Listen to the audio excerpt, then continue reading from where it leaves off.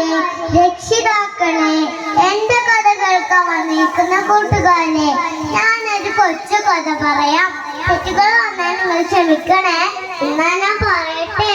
കഥകൾ കേട്ടിരിക്കുന്ന കൂട്ടുകാർക്ക് മുമ്പിൽ ഞാനൊരു മോചസത്ത് പറയുകയാണ്. കേട്ടിട്ടില്ലേ നിങ്ങൾ അബൂലഹബിനെ? ഖുർആൻ ശപിച്ച മനുഷ്യൻ. അയാൾക്കൊരു ഭാര്യയുണ്ട്. അതിലേറെ വൃത്തികെട്ടവൾ, വിറക് ചുമക്കുന്നവൾ എന്നാണ് ഖുർആൻ അവളെ പരിചയപ്പെടുത്തിയിരുന്നത്. കേൾക്കണ അവളുടെ ക്രൂരത. നബിതങ്ങൾ പോകുന്ന വഴിയിലെല്ലാം ഇവൾ കടുത്ത മുള്ളുകൾ കൊണ്ടുപോയിടും. എന്നിട്ടെന്താ കാര്യം? പൂക്കളിൽ ചവിട്ടിയെന്ന പോലെ നബിതങ്ങളയിലൂടെ നടന്നു പോകും. അത് കാണുമ്പോ അവൾക്ക് ദേഷ്യം കൂടും. അവൾ മോശം വാക്കുകൾ പറയും.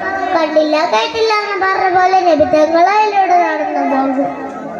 ഒരിക്കൽ നബി സല്ലല്ലാഹു അലൈഹി വസല്ലമയും സിദ്ദീഖ് റളിയല്ലാഹു അൻഹു മസ്ജിദുൽ ഹറാമിൽ ഇരിക്കുമ്പോൾ അവൾ അവിടേക്ക് ഓടി വന്നു.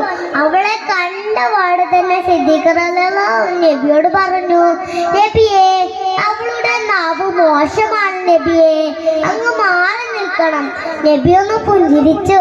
എന്നിട്ട് പറഞ്ഞു, അവളെന്നെ കാണില്ല. അടുത്ത അവൾ നബിയെ അന്വേഷിച്ചു. കുറേ മോശം വാക്കുകൾ പറഞ്ഞു. എന്നിട്ട് ഉയർത്തിപ്പിടിച്ച കല്ല് കാണിച്ച് പറഞ്ഞു, ഇതുകൊണ്ട് എറിയുമെന്ന് ഭീഷണിപ്പെടുത്തി തിരിച്ചുപോയി. അവൾ പോയപ്പോ സിദ്ദീഖ് റളിയല്ലാഹു അൻഹു നബിയോട് ചോദിച്ചു, അല്ല നബിയേ, അവൾ നിങ്ങളെ കാണാതിരുന്നത് എന്താണ്? നബി പറഞ്ഞു, എന്റെ മുമ്പ് ജിബ്രീൽ ചിറക് വിരിച്ചിരുന്നു. ആ മറവിൽ അവൾക്കെന്നെ കാണാൻ കഴിഞ്ഞില്ല. കേട്ട കൂട്ടുകാരെ, നമ്മുടെ നബിയുടെ ഒരു മോചസത്തെ. ഇങ്ങനെ ധാരാളം കാര്യങ്ങളുണ്ട് പറയാൻ. അവർക്ക് നമുക്ക് പിന്നെ പറയാം. ഇപ്പോൾ നമ്മോട്ടെ. ഒരിക്കൽ കൂടി ഏവർക്കും എന്റെ നബിദിന ആശംസകൾ. അസ്സലാമു അലൈക്കും.